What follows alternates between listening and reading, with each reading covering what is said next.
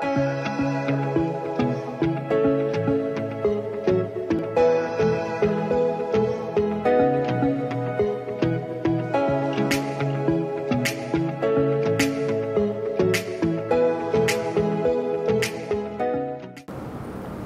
sevgili öğrenciler. Şimdi yeni konuya geçiyoruz. Miladi aylar.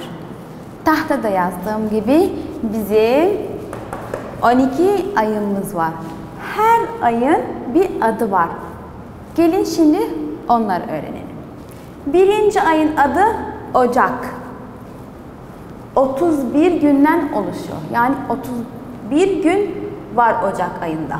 İkinci ayın adı Şubat. Ya 28'dir ya 29 gündür. Üçüncü ayın adı Mart. Aynı şekilde 31 gün var Mart'ta. Nisan 4. ayımız. 5. ayımız Mayıs, Haziran ve ondan sonra Temmuz, Ağustos, Eylül, Ekim, Kasım ve Aralık. Bunları öğrenmemiz ve bilmemiz gerekiyor. Şimdi benimle evdeyseniz benimle birlikte tekrarlayın. Ocak, Şubat, Mart, Nisan, Mayıs, Haziran, Temmuz, Ağustos, Eylül, Ekim, Kasım ve Aralık. Bize nasıl sorular gelir aylarla ilgili? Burada sizin için 3 örnek yazdım. Ya sana diyecek ki 4. ayın adı nedir? Burada demiş 4. Mesela ben diyorum 8. ya da 11. ayın adı nedir? Sen biliyorsun, ezberledin, sayıyorsun. Ocak, Şubat, Mart, Nisan. Evet, 4. ayın adı Nisan. Burada yazıyoruz Nisan. Şimdi ikinci soruya geçiyoruz. Diyor ki 10. ayın adı nedir? 10. ayın adı nedir? Ekim. Eylül 9 ise Eylül'den sonra ne geliyor? Ekim. Ekim kaçıncı aydır? 10. Yani burada Ekim yazıyoruz. Ekim. Şimdi geliyoruz 3. örneğe. 3. örnek ne diyor? Mayıs kaçıncı aydadır? 1, 2, 3, 4, 5, 6, 7, 8, 9, 10, 11. Ben sana bunları verdim. Diyorum ki Ocak kaçıncı aydır? 1. Şubat kaçıncı aydır? 2. ay. Burada da aynı şekilde istiyor senden. Diyor ki Mayıs kaçıncı aydır? Geliyorum tabloma bakıyorum. Mayıs nerede? Tam şurada. Mayıs 5. aydır. Yani burada yazıyoruz 5. Siz bunları ezberleyeceksiniz. Ezbere bunları bileceksiniz. Tamam mı?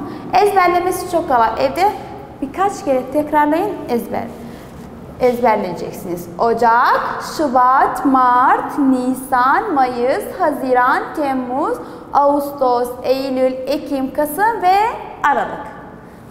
Miladi ayımız sadece bu kadardan oluşuyor. Ve sana verdiği örnekler, sana sorduğu sorular hepsi bu şekilde olur. Sadece ayın adı değişiyor ve kaçıncı olduğunu değiştiriyor. Sadece bu kadar.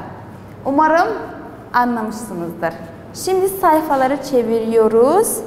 Benimle birlikte çeviriyoruz ve yeni konuya geçiyoruz. Konumuz çarpma ve bölme işlemleri. Çarpma ve bölme işlemleri çok kolay bir işlemdir. İlk önce bunu siliyoruz ve yeni konuya geçiyoruz.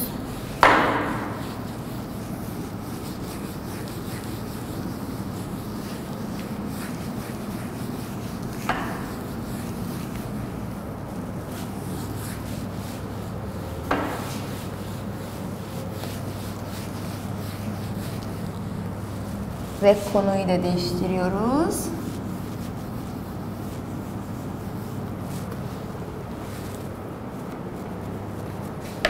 Şimdi konuyu yazalım. Ondan sonra örnekler verelim ve çözelim. Çarpma ve Bölme işlemi.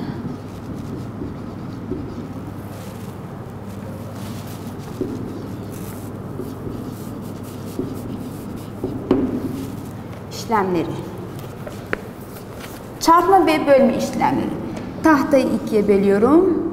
Bu tarafı çarpmaya, bu tarafına bölmeye ayırıyorum. 6 örnek çarpı 3. Mesela burada yazdığı gibi diyor ki 6 çarpan, bunun adı çarpan ve bunun adı çarpan. Kırmızı kalemi elimize alalım lazım. Çarpan, çarpan ve sonuçta ne oluyor? 6 çarpı 3 6, 6 ve 6. Yani 18. Bu sonuç. Çarpan, çarpan ve bu da sonuç. Ya da çarpmanın sonucu da diyebilirsiniz. Hiç fark etmiyor. Başka örnekler yazalım.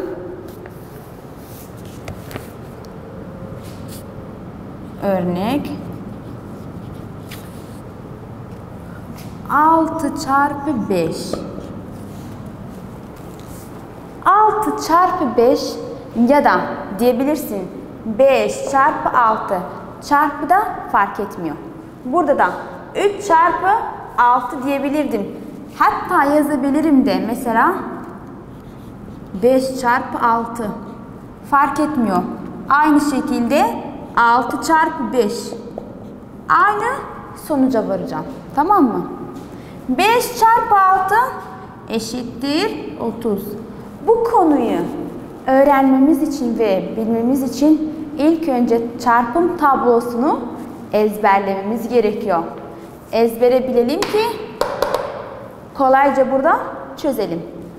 5 çarpı 6 eşitse 30. Aynı şekilde dediğimiz gibi 6 çarpı 5 eşittir 30.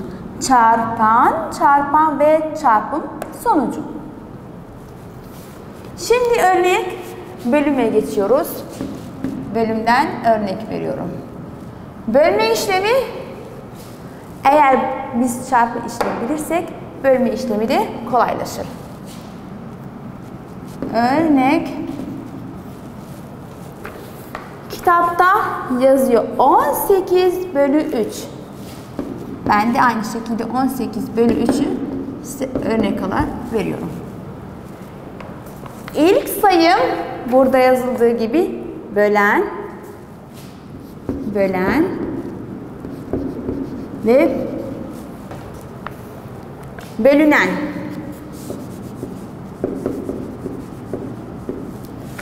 Aynı şekilde burası da sonuç.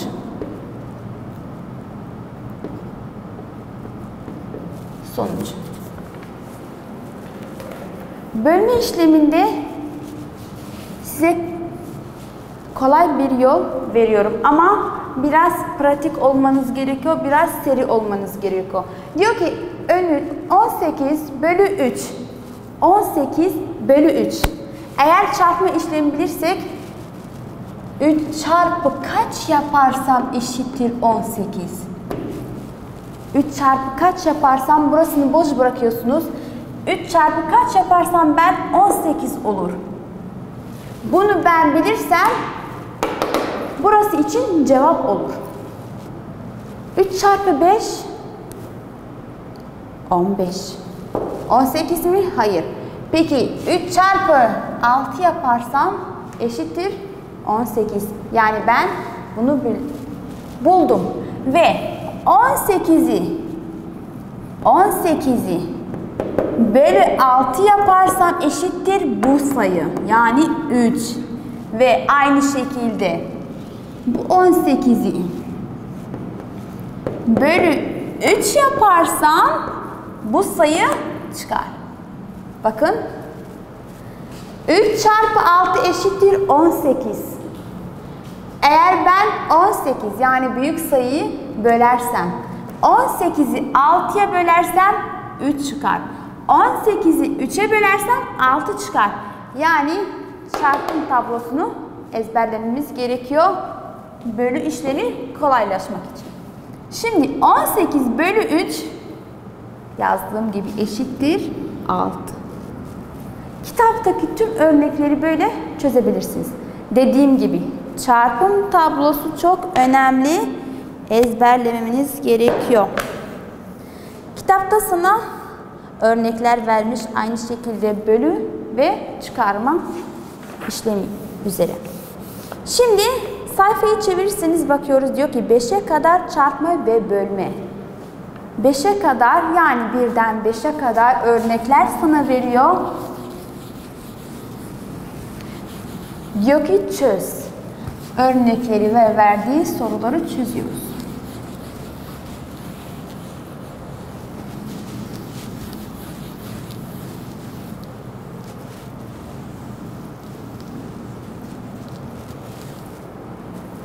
Beşten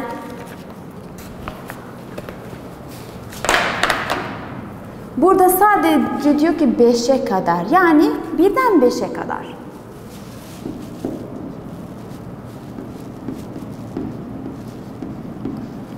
Çarpma ve bölme.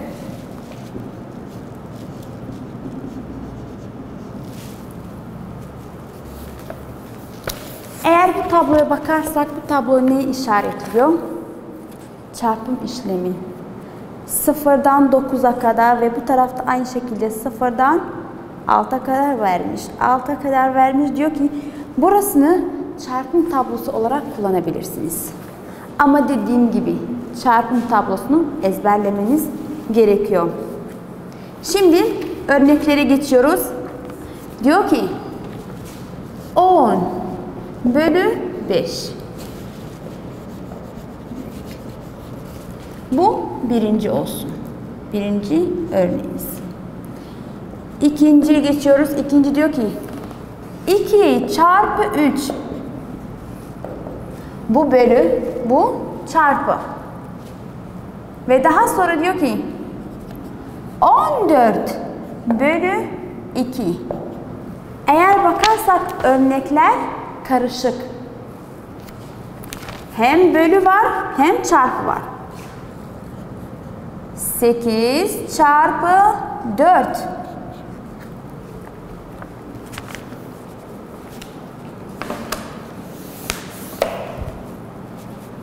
Şimdi gelelim çözüme.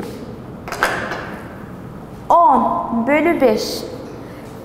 Diyor ki 10 bölü 5. Ben burada başka bir yöntem kullanabilirim bölü için. 1, 2, 3, 4, 5.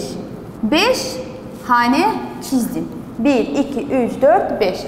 Eğer ben onu 5 haneye bölersem her hanenin içinde kaç olursa burada yazıyorum. 1, 2, 3, 4, 5, 6, 7, 8, 9, 10. 10'u 5'e böldüm mü? Evet böldüm. Şimdi bakıyorum her hane içinde kaç tane var? 2. Yani 10 bölü 5 eşittir 2. Bu yöntemde kolaydır, kullanabilirsiniz. Diyor ki 2 çarpı 3. 2 çarpı 3 yani 2 defa 3. 2 defa 3. 2 çarpı 3 eşittir 6. Aynı şekilde diyor ki 14 bölü 2. Geliyorum burada 2 hane yapıyorum. 14'ü 2 haneye bölersem 1, 2. Unutmayın eşit şekilde bölüyorum. 1, 2, 3, 4, 5, 6, 7, 8, 9, 10, 11, 12, 13 ve 14. Her hanenin payına kaç düştü? 1, 2, 3, 4, 5, 6, 7. Yani 14 bölü 2 eşittir 7. Şimdi son örneğe geçiyoruz. Diyor ki 8 çarpı 4. Unutmayın, eğer ki bu sayı size büyük gelirse küçükten başlıyoruz. 4 çarpı 8 de olur. Çarpı eşittir çünkü. Sayılar değişebilir. Yerlerini değiştirebilirsin. 4 çarpı 8. Yani 1 8, 2 8, 3 8 ve 4 8'imiz var. 4 8. 4 çarpı 8. Eğer ki siz çarpım tablosunu ezberlediyseniz eminim ki çok kolay bir şekilde bileceksiniz. 8 çarpı 4 ya da 4 çarpı 8 eşittir 32. 4 çarpı 8 eşittir 32.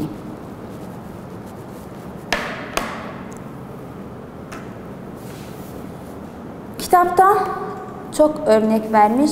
Bakın, bölme işlemi böyle yapmış. Siz de yapabilirsiniz. Tahtada yaptığım gibi kolaydır. Eminim ki kolaylaşır sizin için. Ve çarpımı da kare şeklinde yapmış. Yani siz de bunu kullanabilirsiniz çarpım işleminde. Bu konuda ne kadar çok örnek çözerseniz, soru çözerseniz o kadar faydalı olur sizin öğrenmeniz için. Şimdi sayfayı çeviriyoruz ve diyor ki 12'ye kadar çarpma ve bölme. Yani sayım biraz daha büyük oluyor. Sayım büyük olursa da ben aynı yöntem kullanıyorum. 12'ye kadar çarpma ve bölme. Bakın burada da kare şeklinde kullanmış çarpmada. Ve büyük tablo yapmış sizin için bu çarpma işlemi. Eğer evde isterseniz yapabilirsiniz. Mavi renkli ve sarı renkli vermiş. Mavi renkliyi sarı renge çarpıyoruz. Bu ortadaki beyaz renkli sonucumuzdur. Tamam mı? Evde yapabilirsiniz. Çok kolay ve çok eğlencelidir. Şimdi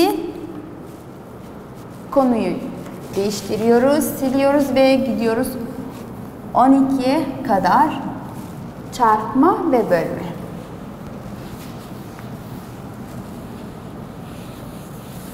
Çarpma ve bölme aynı, sadece rakamlar değişiyor. Biraz daha fazla büyük oluyor rakamlar.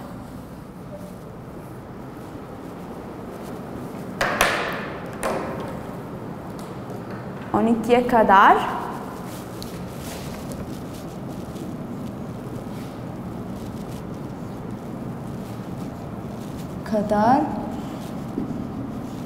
çarpma ve bölme.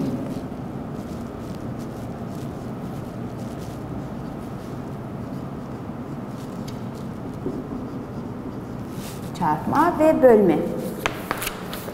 Sayı büyük olduğu için burada bakın kare kullanmış çarpma için. Bakın bu kare ve bunlar. Diyor ki kenarları 6 ile 8 olan bir dikdörtgeni çiziniz. Bu dikdörtgen. Bunun adı dikdörtgen. Diyor ki 8 ve 6. Bunu yaptıktan sonra sonucu nasıl bulabiliriz? Sen geliyorsun bu kareleri sayıyorsun. Sadece kareleri sayıyorsun. Saydığın kareler senin sonucun oluyor. Örnek.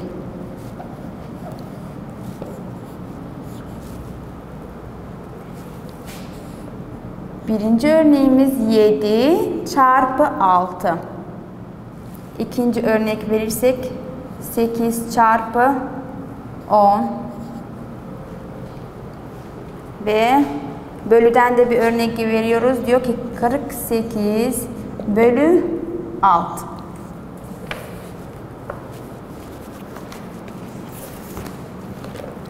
Şimdi benimle birlikte tahtaya bakın. Karelerden yapacağız ve soruyu çözeceğiz.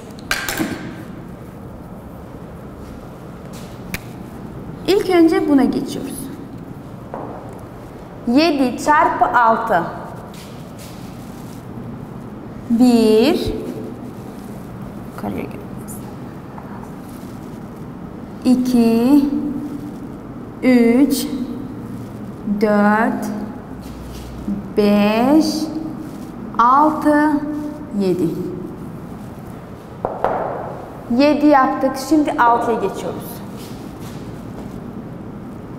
1 2 3 4 5 ve 6. Burasını siliyoruz.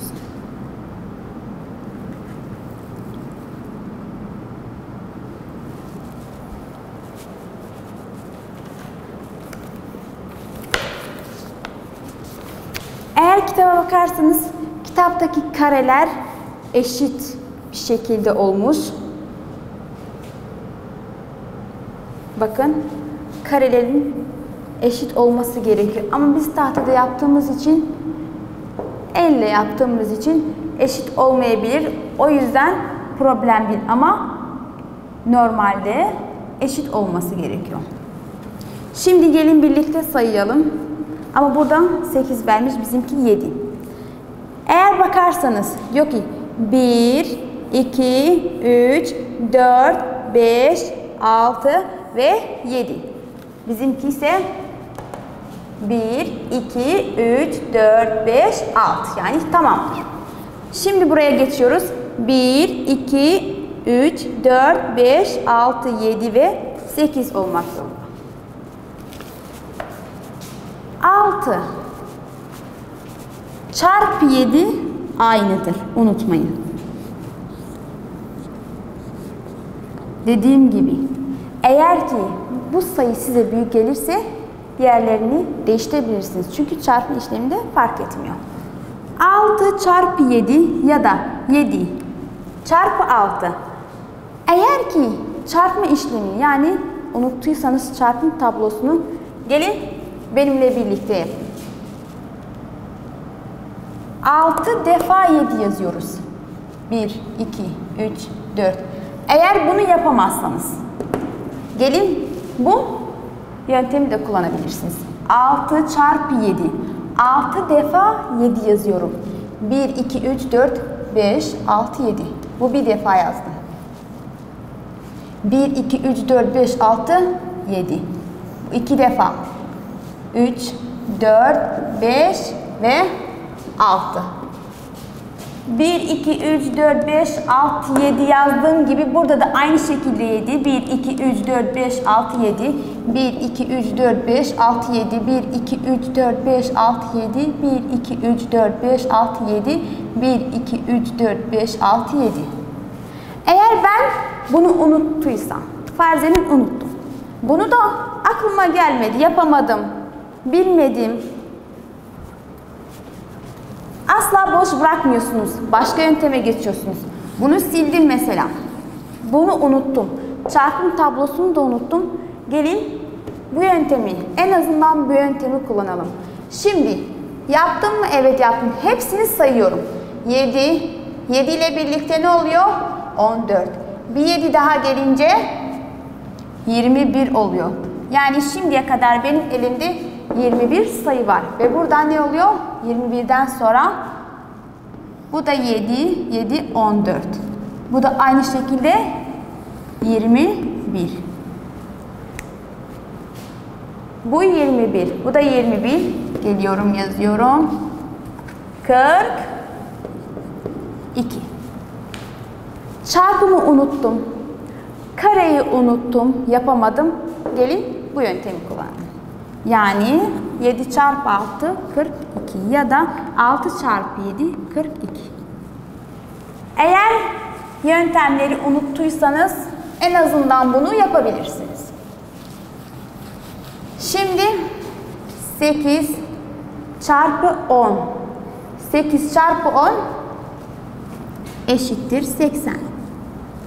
Peki 48 bölü 6 eşittir ne? Şimdi yaptığım gibi böyle yapabilirsiniz. Tamam mı? 48'i 6 haneye bölersek kaç oluyor? 8. Çarpım tablosunu ezberleyin. İnanın ki bunlar çok kolaylaşır sizin için. Kitapta bir sürü örnek vermiş. Sen de yapabilirsin. Çarpım tablosunun bütün örneklerini yapabilirsin ve çözebilirsin.